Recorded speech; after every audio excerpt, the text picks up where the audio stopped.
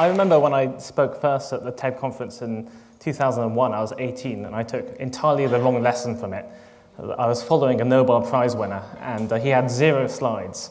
So I thought, the less slides, the better. I only have 3, so if you're looking for something with a lot of visuals, then I'm not your guy.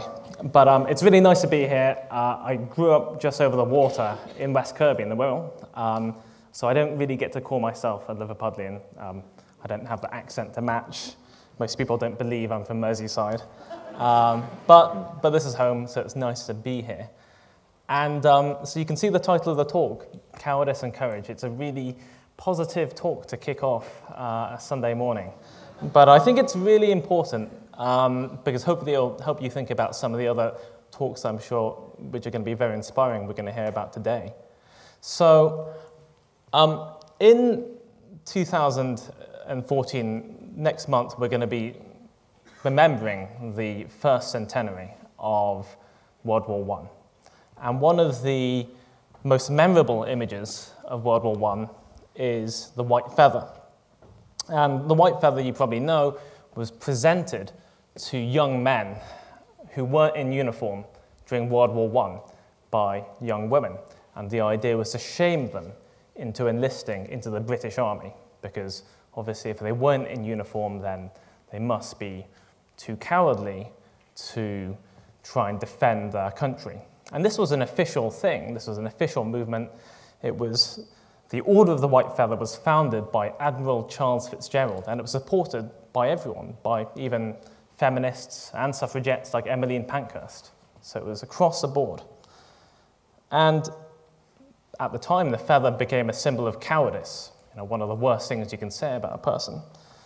And cowardice became tied to pacifism, people who just said they didn't want to fight, but people suspected them of cowardice. But after 2 world wars, and tens of millions of people dead, hundreds of millions of people dead, I think the idea of criticizing someone for pacifism just doesn't seem to be on. It's pretty disgusting. And so that's why I think today we don't really hear much talk about cowardice outside of wars. Courage, on the other hand, is something that we love to talk about. We love to praise courage when we see it in someone who is protecting another person selflessly. And we probably recognize it most in the situation of an emergency, maybe, or an attack or a war. Just about how cowardice is shirking from a fight, courage is not stepping back from it. But I think today we don't really talk about courage as something that normal people need, that normal people should use in everyday life. And we don't talk about what it means when there's an absence of courage. There's a great quote by Alistair MacIntyre, a Scottish philosopher, in a book that I've been reading called After Virtue on Courage, which is one of the best kind of definitions of courage I've seen. And he says, "We say courage is a virtue because the care and concern for individuals, communities, and causes, which we'll hear about today, which is so crucial to so much in life, requires such a virtue as courage.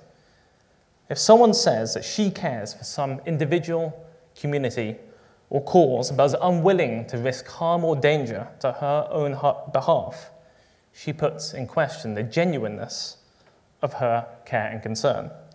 So a person who genuinely cares but doesn't have the capacity for risking harm or danger has to define herself, both to herself and to others, as a coward." So that's a pretty stark message. He's saying that if you genuinely care about something, you really care about it, you talk about it, but you aren't willing to put yourself on the line, then you might have to define yourself as a coward. And of course, there are lots of things that we can and we should care about in the world, and I think we're going to hear about a few of them over the course of today. There are old problems, like joblessness and sexism, and racism and inequality and poverty.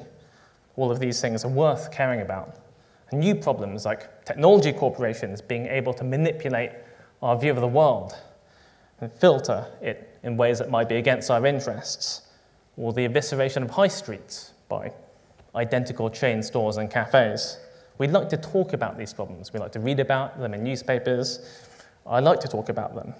I think, though, people in this room, we're probably beyond the point where we think that petitions and voting necessarily are going to make a big difference. And I have to confess that I sometimes mock people who think that petitions will change anything, that they think that that's going to be the same as courage. But I think that, certainly for me, and maybe for other people, hiding behind that cloak of irony and detachment, by doing that, we betray the fact that we aren't willing to risk any danger or harm to ourselves for our beliefs either. So I work in technology, and one of the things that I've gotten very concerned about lately is the overwhelming dominance that companies like Facebook and Google and Amazon and Apple have over our lives. You know, we only have 2 phone operating systems, 1 company that sells books, 1 search engine in the world.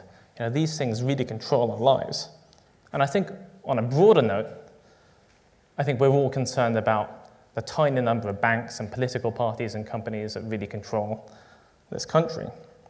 But of course, we all know that we aren't going to get anywhere by complaining about it. Someone will need to put something at risk, even if something really small. You can start with small risks, like leaving Facebook. But I haven't done that yet. You know, I still want to see baby photos. I still want to go and see updates from my friends. So I care about Facebook and what they do, but I don't care about it enough to leave it. So what does that say about me? Maybe a hypocrite is probably the best. So I think what we need now is the opposite. We need people who have courage. We need people who have courage to make it their life's work, to go and make a fairer system of banks, or a fairer system of politics, or a more open social network that won't manipulate your emotions. We need people who will do that even if it means risking everything, the risk of shame if they fail, or even the risk of poverty. You don't hear about those failures, you only hear about the successes. And that kind of courage goes further than just an exciting hack day where you go and create a disruptive solution that you might be able to sell for hundreds of millions of dollars to Facebook or Google. It lies in the ability to identify exactly who it is, what it is that you really, really care about, and doing what it takes to defend that, even if it takes decades. So all of this earnest talk is sounds a bit old-fashioned, certainly for this early in the morning, a bit 20th century. We don't like to be so serious about cowardice and courage. And I think there are 3 reasons why, and I want to talk about that quickly. I think the first reason is that since the 90s, we've seen some internet companies absolutely explode in growth in just a matter of months or years. Twitter, Google, Facebook, these guys are all, the founders are all millionaires, billionaires.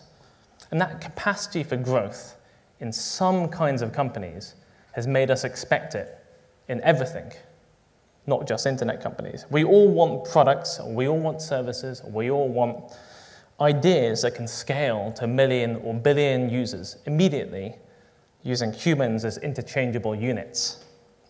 And when someone proposes a worthy thing, like an open source Facebook, or a bank that pays its taxes, or a coffee shop that goes and pays its people a living wage, and that project doesn't take off in a year or in 2 years, then we love to jump on and we say they were stupid for even trying, including me.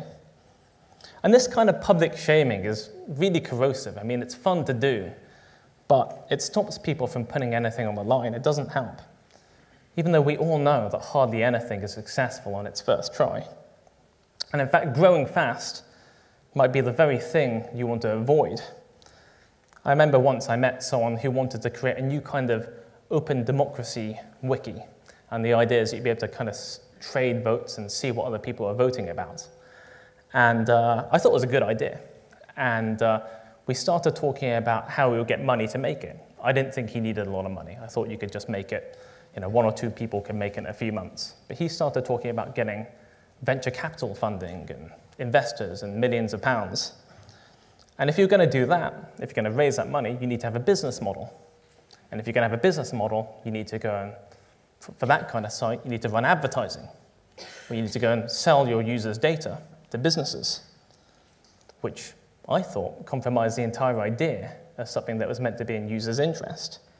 but he wanted to go and grow fast and earn money.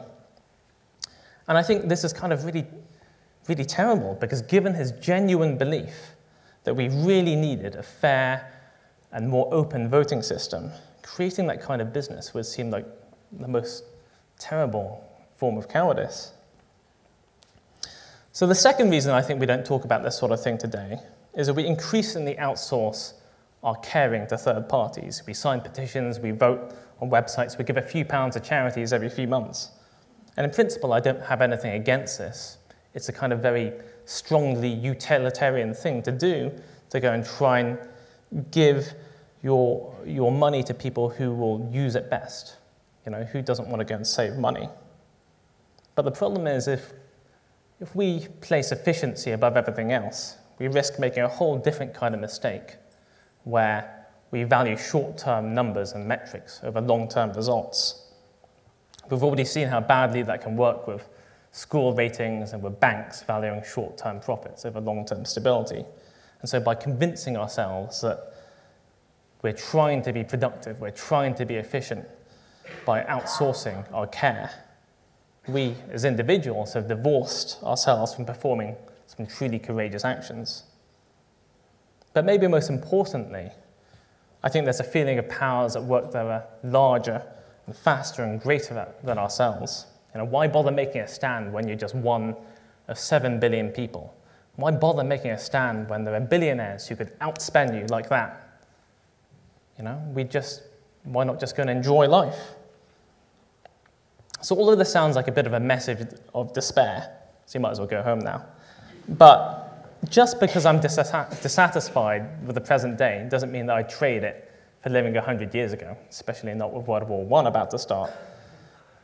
When I was researching my book, A History of the Future in 100 Objects, it made me realize quite how far we've come and the scale of the courage that was required of our ancestors to get us here. I've got a final quote I want to read you by David Mitchell, who can say it better than I can, from his novel Cloud Atlas. And this passage is written by a missionary in 1850. And this, of course, 1850 is a time when slavery was common. And the notion of devoting your life to the abolitionist movement, to making all people free, just seemed completely mad. And in fact, the idea of a world where there was no slavery at all just seemed absolutely impossible. It wasn't that long ago, just 150 years. But as the missionary says, if we believe that humanity may transcend tooth and claw, if we believe diverse races and creeds can share this world as peaceably as the orphans share their candlenut tree, if we believe that leaders must be just, violence muzzled, powers accountable, and the riches of the earth and its oceans should be shared equitably, such a world will come to pass. I'm not deceived. It's the hardest of worlds to make real. Tortuous adventures made over generations can be lost in the stroke of a president's pen or a vainglorious general's word. I can hear the critic's response. Oh, fine sentiments, but don't tell me about justice. Ride to Tennessee on an ass, convince the rednecks that they're merely whitewashed Negroes, and convince their Negroes that they're merely whitewashed blacks. Sail to the old world and tell them that imperial slaves' rights are as inalienable as the Queen of Belgium's. Oh, you'll grow hoarse. You'll grow poor and grey. You'll be spat on, shot at, lynched, pacified with medals, spurned by backwoodsmen. You'll be crucified. You're a naive dreamer. He who would do battle with the many-headed hydra of human nature must pay a world of pain, and his family will pay it with him. And only as you gasp your dying breath shall you understand your life amounted to no more than one drop in a limitless ocean. Yet, what is any ocean but a multitude of drops? I'm a scientist by training. I run a company, I have to be rational, I have to add up the numbers, I have to make sure people can get paid. And chances are, I know that if you try and fight against war, if you try and fight against poverty, or against sexist policies, or against climate change, absolutely nothing at all will happen. In fact, as an individual, you'll probably be worse off. But you've got to have faith. Strange thing for a scientist to say, but just because you might not win the battle tomorrow doesn't mean you can refrain from starting it today, not if you really care about something. Courage has worked wonders in the past. Courageous women and men have changed the world amid even more opposition than we have now. Just picture it. Peasants, slaves, farmers, in the face of powerful kings and vast armies. They changed the world. These are the people who won us a vote. These are the people who won us the NHS. These are the people who made the weekend.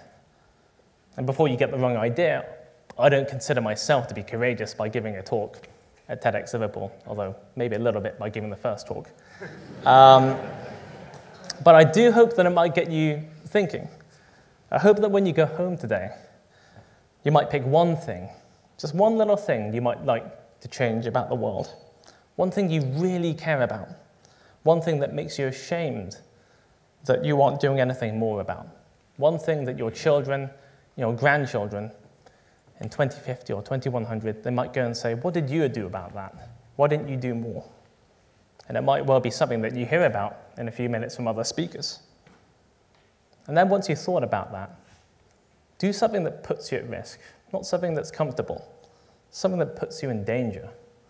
It might mean protesting, might mean saying something to your boss, might mean supporting a charity.